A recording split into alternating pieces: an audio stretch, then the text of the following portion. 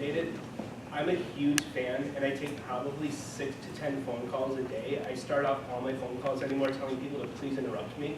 So please interrupt me, guys. I don't want you trying to remember what your question might be, and then I'm done and you don't remember the question, or you're holding it on your head so you don't hear what I'm going over, or anything like that. So by all means, someone interrupt me right now while I'm talking just to break the ice.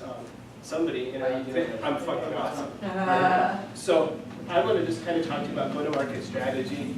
I'm the anomaly. I don't bootstrap my company completely. We haven't taken any outside capital.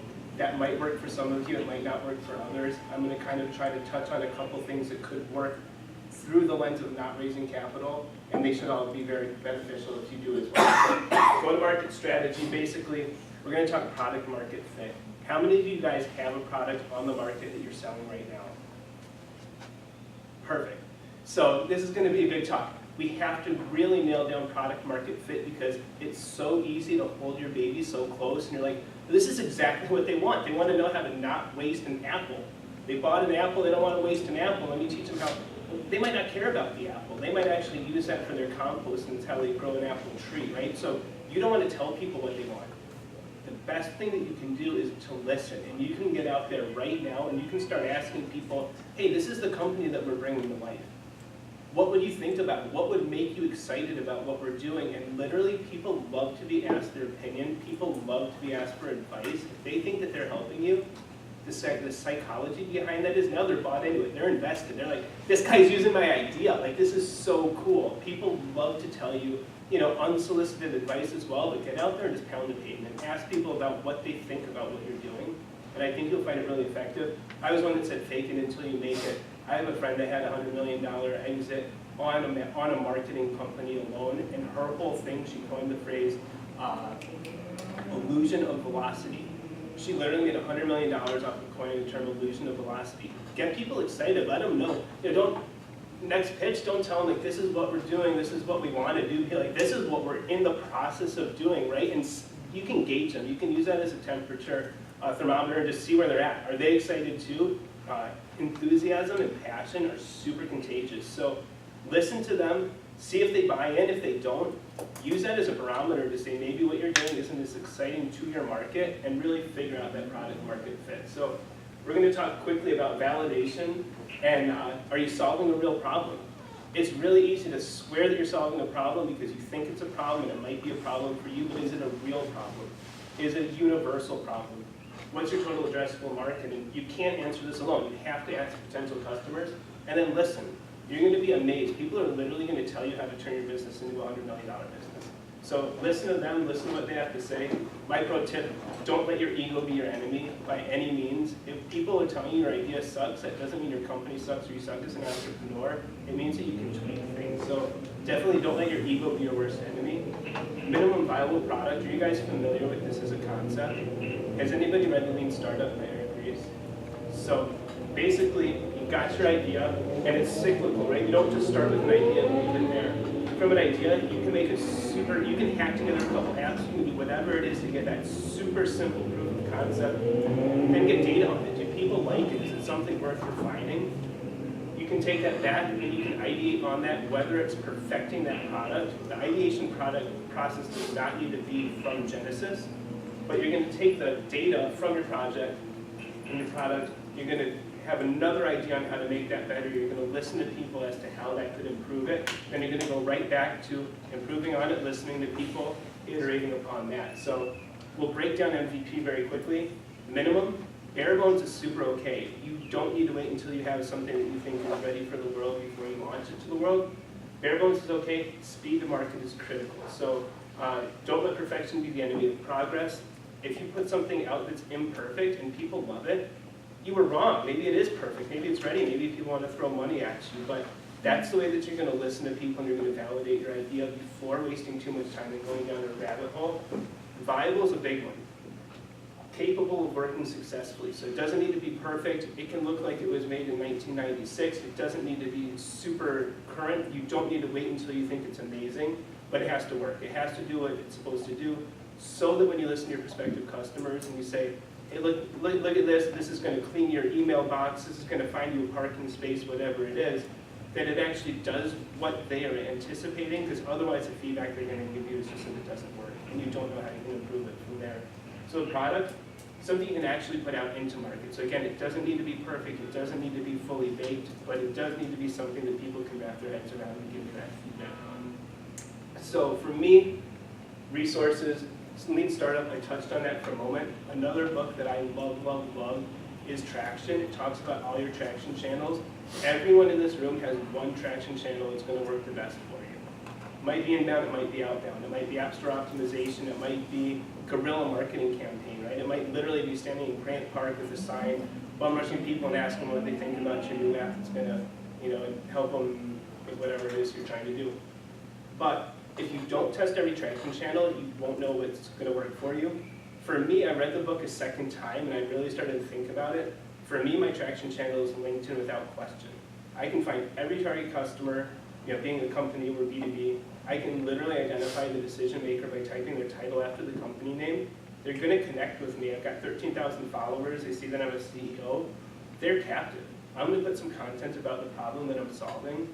As soon as they start to engage with that, ADP is a potential acquirer of ours. I did a 4-part story about how bad it sucks to not know your schedule, be on call, things of this nature for shift work. The week that I put that out, ADP, a vice president, reached out and they said, listen, we love your product, we just demoed it, we want to launch on our app store, we want to recommend you. So, this is already an early talk with them because of identifying the right traction channel and figuring out how it works. So, social media, for me, it's free, it's fun. You can literally engage in people. You don't just want to talk to people, you want to talk with them. So on social media, you can put something that inspires conversation.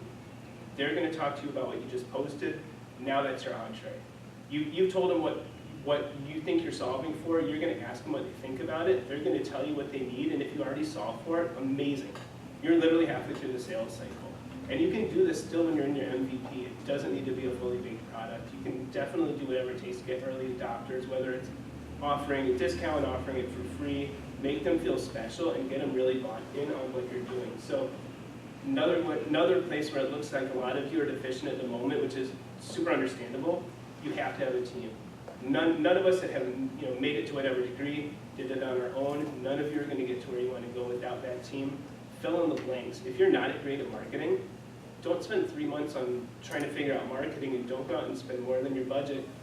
Give someone a couple points in your company, get them excited, and if their skill set's marketing and they can complement your skill set, which is sales or product development, you really want to fill in those gaps. It's going to save you so much time and headache. So, make your weaknesses, right? It's really just having an honest conversation about yourself. And my pro tip, not a big tip, I'm sure you all do it, but Google whatever it is you want to know, whether it's who's got market share, who else is trying to do what you're doing, what some of your competitors are using as their market strategy. Go to their website, go to their social media, see what they're doing, see what's working and what doesn't seem to be working.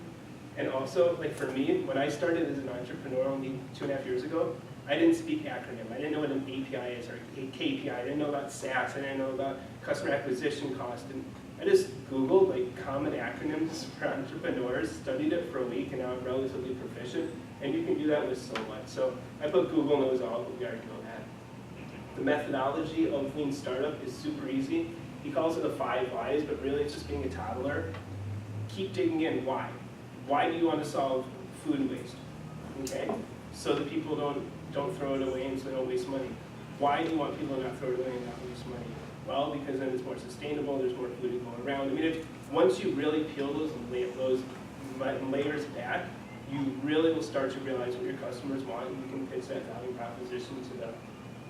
So eliminate uncertainty, work smarter, not harder, and validate what you're doing. Because I see so many people that I mentor, probably myself earlier stage as well, spend so much time working on something that you probably never even needed to do, and time's the biggest commodity that any of you have. So Lean Startup basically talks about this model of build, measure, learn. And you build something small, measure how people respond to it, listen to what they're saying, take that right back to the drawing board and iterate on your process and do that until you have something perfect and market test it. I want someone to interrupt me. Okay, I'll interrupt myself. Cory, let's keep going. All right, so let's get for an actionable roadmap. Pre-launch, a lot of you guys are pre-launch. This is the time to do all your market research. You don't want to spend time on bringing something and then find out it's not what people wanted. So listen, ask. It's gonna pay such dividends down the road. And get that early buzz. People don't need to know that you're still in the ideation process. People don't need to know that it's 9 o'clock on whatever day of the week it is, and that you're here at Founder Institute.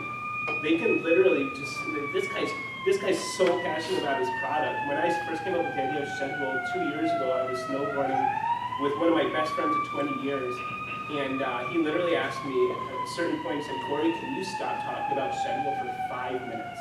He was one of my best friends, I've known him 20 years, we didn't even have a product yet. I literally looked at him and was like, I can't. Like, I can snowboard down that other hill and talk to myself, and that guy over there looks like he could totally use shift scheduling software, but I can't stop talking about it. Like, that's ridiculous. Get that early buzz and find people that buy into what you're doing and get excited with you. Mock-ups, wireframes, you don't need to be a coder or an engineer to make a wireframe. You can literally draw it on a piece of paper. You can go into Keynote or PowerPoint. Just make something that kind of gives that vision. So when you do find a CTO, or when you do find someone that you're going to pay to build your app, build your software, you have something to show them, get them on the same page, because you might have this amazing idea and you might think you've articulated it perfectly, and you might give it to an engineer and they might give you something that's completely not what you were looking for. So as long as you have something on paper, get people kind of on the same page. I'm a super big fan of that. Wireframes are a great way to kind of have the MVP. Get your wireframes, get someone that can make them even somewhat clickable. It can be the Wizard of Oz where everything's happening behind the curtains and they don't know it, but people can then start to play with your product a little bit way sooner than they would have otherwise. And so for resources, I put Founder Institute. You guys are here. You guys have taken a huge step in the right direction already. You know that you're onto something. You know that there's a market for what you're doing. You're solving a problem that you've perceived in your own life, and you're taking the steps towards it. Meetups, there's so many awesome meetups. Has anyone here done a startup weekend? You might want to look into startup weekend. It's a bunch of entrepreneurs. You have coders, you have marketers, you have everyone has that entrepreneurial bone, but you basically on Friday tell people what your idea is. On Saturday, and even on Friday night, you start to meet people who want to help you out with it. By Sunday, you have a very crude MVP or wireframe, and you're going to pitch it to the group, and you're going to find people that are bought into the idea. Also, I put add me on LinkedIn. Use me as a resource, but use LinkedIn as a resource. Literally find people that are interested in your space. Find people that are entrepreneurs. People literally list what they're looking to get into for a next venture, and you can totally just comment on their posts and you can take it in that direction. So, for me, I say go to market, go to town, go to meetups, go to class, go to the library, go to the top. Like, it's really, you've taken the first step. They say 94% of people, and I made that statistic up, but fail at the exact same moment, which is right before they start. You guys have started and you have great ideas. Definitely make sure that you're listening to what people have to say about your ideas. Definitely don't go down a rabbit hole, something that people don't want. Definitely don't let your ego tell the world that they're just not ready for it yet. Don't be Yahoo, don't be MySpace. Listen to people. It's all about timing, and I encourage you guys to just keep doing everything that you're doing. Ask a lot of questions. Interrupt the next speakers, because I can tell you everything that I think I know, but I'd love to hear from you guys anyways, but we can take it. And so either that was my last slide or, okay, perfect. Does anybody have any questions, so kind of about this earlier ideation process, any ways that you can hack together a wireframe or an MVP, what an MVP is? What was the MVP of your product? The MVP for our product? So basically it was just a dumbed down version of what we have now. We did launch our MVP in the open beta on the App Store, Google Play, and our website. But basically, as a manager, you could upload your staff, you could publish their schedule, people could engage lightly with it, and then we started building features as we were asking people. Who were the first adopters? Like, what was the adoption time? Well, so for us, I come from the restaurant hospitality industry. I spent about 10 years in management, 10 years on the floor. So I just reached out to managers that I had and said, listen, our value prop is we save you 70% of the time and headache associated with scheduling. When we started with an MVP, it was a closed testing, so invitation only, I knew everybody, and it was a really great way for me to get back in touch with them every week and say, hey, did this work? If this did this, would you like it better? What are some things that you think would improve the product? And we really just used that feedback loop to iterate. How did you know when it was ready for like the wider market? So once we were able to start charging for it, we literally for 4 months were asking people how much they would pay, when they would start paying, and once people started to give us a concrete answer, kind of what was in their wheelhouse, what they thought it was worth, and then we just started charging them, and so that was 4 months ago. Congratulations. Well, thank you. Yeah, we're cash flow positive, and we've got a couple big things in the works. So we're super stoked. Thanks for having me on that one. Are we already at it? Yeah, we've been chatting. Oh, what's your name? Joseph. Oh yeah, there you are, perfect. Awesome, any questions then, yeah? I think you just answered the question. So open beta is when it's open to the public to participate. Closed beta is when you have a select group of people you're testing with. Yeah, absolutely. So people apply and you pick and choose. So you kind of have like a 1-month process between like kind of your MVP and then like your commercial product, whatever you roll out. Is that kind of like your period of time to kind of close the gap between MVP and what you actually like throw as a finished product and what's ready for the market? Can you touch on that? I think it really depends, you know, you're a physical product, so it might be a lot quicker even.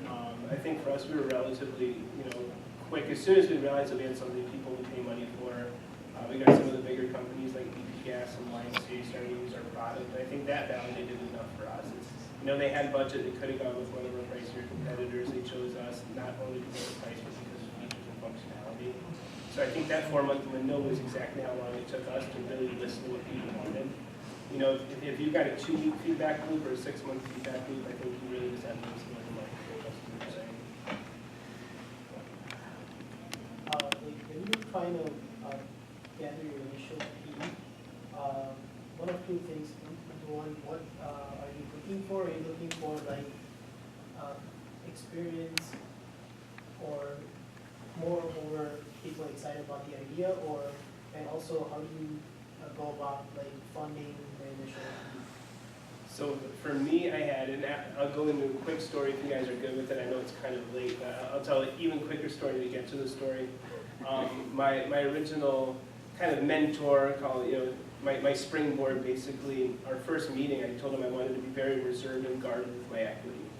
And he literally looked at me for a second. He said, Cory, would you rather have 10% of a $1 billion company or the whole 100% equity stake in a $1 million company? I said, oh, I'm decent at math and I can do that math pretty quickly. I'd much rather have 10% of a $1 billion company. He said, cool.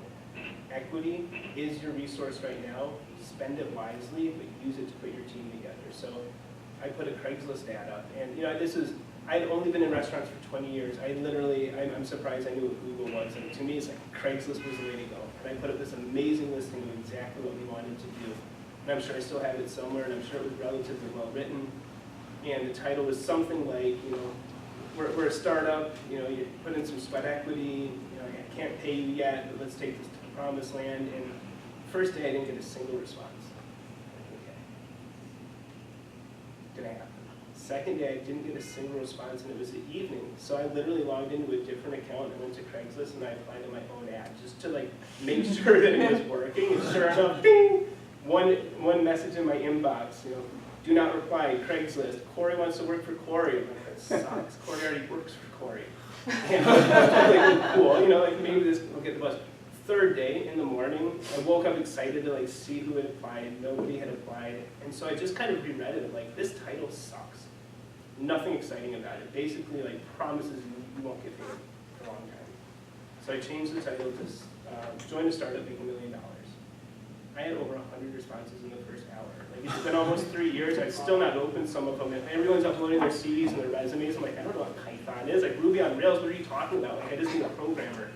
And one guy only reached out to me on the side. He went to the landing page. I had a crude landing page on one GoDaddy, and he saw my personal email at the bottom. He emailed me then, so it circumvented the Craigslist to hit my actual inbox. And he basically said, listen, I'm a full stack developer. I code, you know, native for Android and iOS. I'm a web guy. I do graphic design. I'm a UX specialist. Like, I would love to join the team. And so I've had him almost, I think I got him 3 weeks in the company, so I'm about 2.5 years now. So he's my CTO. He's amazing. We just brought on for the first time ever, we just brought on this week of dev teams. We just brought on 15 senior developers as well. We've got some features that we're bullish on right now. But up until this point, it's just been he and I. We grew our team. We grew our team organically with a couple marketers, a couple salespeople. Eat what you kill, you know, kind of sales commission. So make sure people could eat, you know, if they're out selling. And other than that, we still just kind of bootstrap everything. That's really cool. And you've been doing that for how many years old? Almost 3. Yeah, we'll hit 3 months. We'll hit 3 years in 3 months. And you got revenue from when? Just 4 months ago. So the end of March we started charging. So you went for a couple of years with 0 revenue, just Yeah. plugging away, Yeah. building. Yeah, I put my life savings into the company and Why did it take so long to get revenue? one developer. Oh, well, we really wanted to make sure that if we were charging people, that it was perfect. Okay, well, I mean, would you do that again that way? Would you try to get the revenue faster? I mean, obviously, revenue faster is always the way to go. I don't know with one developer if I could have done it any faster. I'm glad we didn't take on early capital. So I don't know, for me personally, I probably would do it again. It's been crazy. You know, my wife, I'm sure, would tell you that I'm not allowed to ever do that again. So, So I mean, this was like, there was a lot of coding that I think it was just a very complicated app. It was just a lot. yeah, well, we're very close to launching on-demand shift fulfillment through our platform. So now a company using us can get a qualified temp worker to fill the position. So that's been a lot of the code in backlog. That's kind of what we're in stealth mode testing right now. Okay. More questions? That was the quickest session. What's knocking it out of the park for you, like financially, but also like as a business goal or personal goal? So we passed on our first acquisition offer of $5 million fairly recently. I counted with $100 million. We both kind of laughed. He asked me if I thought we were worth $100 million, and I laughed and said I didn't know we were worth 5 until 30 seconds. You know, and really and truly, we're still friends. Most of you guys have heard of their company. We've now had several meetings. They're still very interested in us. We now have one of their closest competitors is looking at us as an acquisition target. For me, 100 million, and it's, you know, we're part of 1% for the planet. I have, my big, hairy, audacious goal is ocean, deep ocean and ocean floor travel and exploration. That's the next chapter for me. So I do have aspirations of an exit, but really at a level, I'm not in this to make millions of dollars. I could really care less about the amount of money that's in my bank as long as my family's not going hungry. So for me, the model is empower communities where people can make more money, help businesses save time and money, and really, I think we can make a better world with our platform. So I think that to me, you know, not to be hokey, but that's success for me. Thank you. You're very welcome.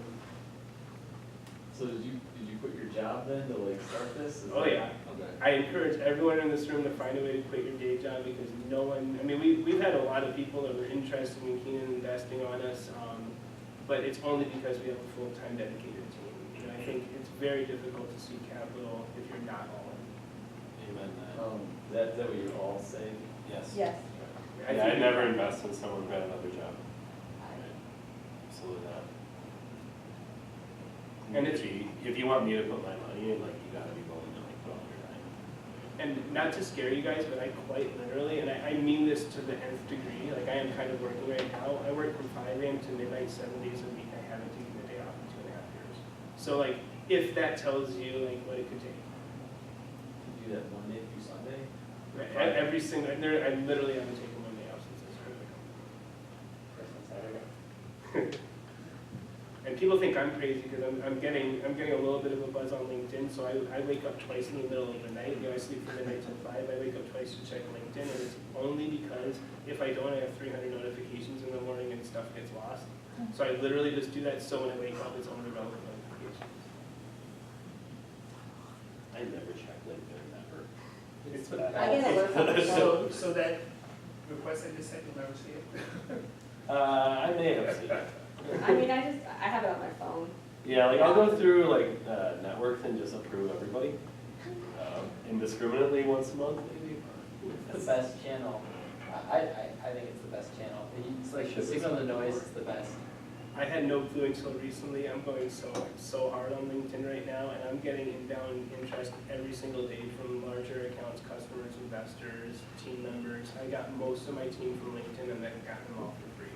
So I'm here to like, at some point, LinkedIn's going to offer me an affiliate just for like being out promoting them so hard. But to me, I can't believe I didn't realize LinkedIn was such a good asset and resource months ago.